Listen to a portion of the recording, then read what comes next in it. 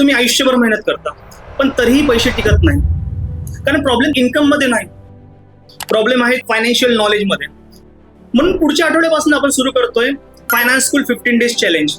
रोज 1 मिनिटामध्ये मी तुम्हाला काही असे फायनान्स टर्म समजून सांगणार आहेत जे प्रत्येक व्यक्तीने त्यांच्या आयुष्यामध्ये समजून घेतले पाहिजे. या चॅलेंज मध्ये आपण अगदी सोप्या भाषेत समजणार आहोत. रेपो रेट म्हणजे नेमकं काय, इन्फ्लेशन तुमच्या पैशाची बाईंग पॉवर कशी कमी करते, होम लोन घेताना लोक सगळ्यात मोठी मिस्टेक काय करतात, आणि सिबिल स्कोर खरंच नेमकं किती महत्वाचं आहे, business loan, working capital and loan against property कधी घ्यावी, आणि असेच अनेक बरेच finance concept. No complex finance term, only simple Marathi with practical life example. कारण की माझा एक विश्वास आहे, जर फायनान्शियल नॉलेज बदललं तर फायनान्शियल फ्युचर डेफिनेटली बदलतं.